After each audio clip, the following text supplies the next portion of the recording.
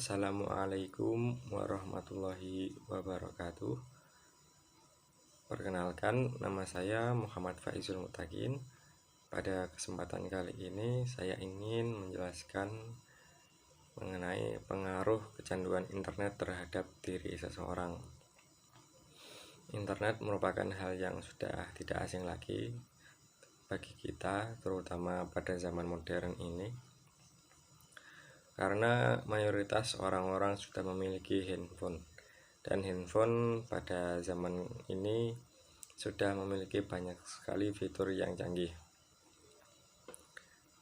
Jadi salah satu fitur canggih yang ada di dalam handphone ialah fitur untuk mengakses ya.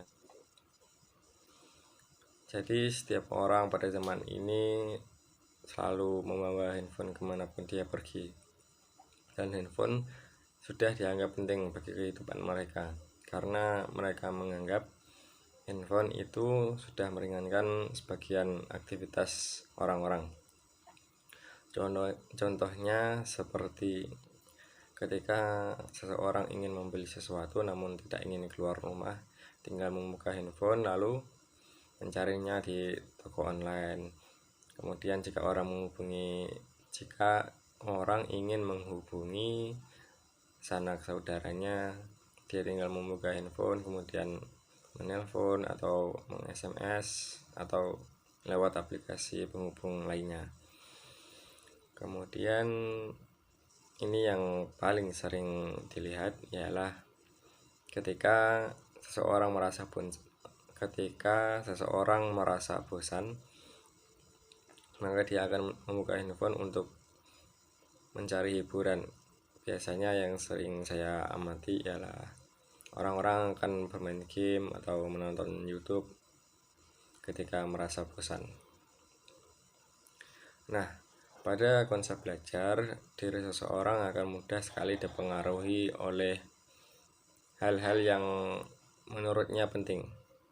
Pada konsep belajar, contohnya seperti orang terdekat, keluarga, teman, dan lain sebagainya. Nah, pada kejadian ini ialah handphone dan internet. Handphone lebih dekat dari apa yang saya sebutkan tadi karena selalu dibawa kemana-mana.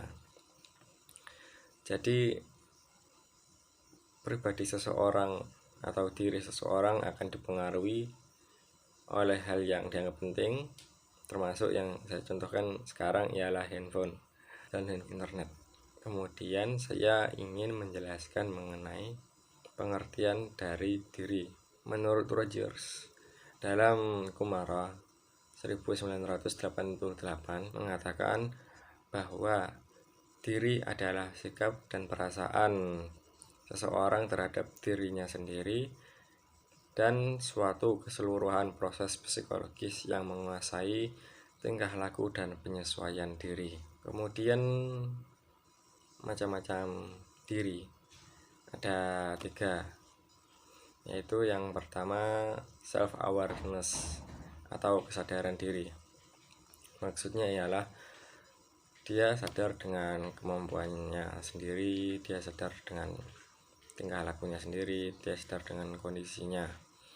Kemudian yang kedua ialah self concept atau konsep diri, yaitu suatu campuran pemikiran antara diri kita sendiri dan perkataan orang lain terhadap diri kita yang bertujuan untuk menyimpulkan atau membuat rencana atau target kedepannya untuk lebih baik terhadap diri kita sendiri. Kemudian yang ketiga ialah self control atau kontrol diri. Maksudnya adalah kita mampu untuk mengontrol tingkah laku kita, baik itu menekan atau menahan dorongan yang ada pada diri kita. Setelah menjelaskan mengenai pengertian dan macam-macam diri ada pada diri manusia, untuk pengaruh kecanduan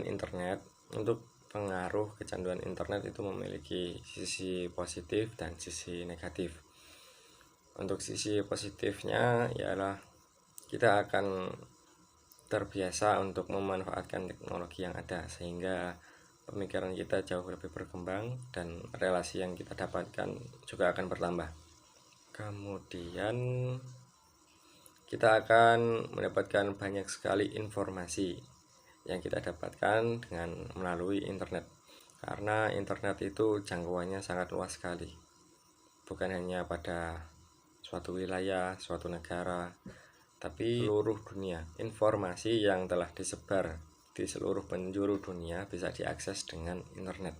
Namun di balik sisi positif itu ada sisi negatifnya, yaitu sisi negatifnya kita akan jarang bersosialisasi dengan orang yang ada di sekitar, atau jarang keluar rumah karena sudah asik bermain handphone di dalam rumah. Contoh yang paling sering saya lihat ialah ketika ada sekumpulan anak muda di warung kopi, mereka itu kebanyakan memegang handphonenya sendiri-sendiri dan tidak berinteraksi satu sama lain, seperti berbincang-bincang atau membicarakan sesuatu yang lain. Kemudian dampak negatif internet ialah jika kita terlalu fokus terhadap internet, maka kita akan lalai dengan apa yang seharusnya kita lakukan.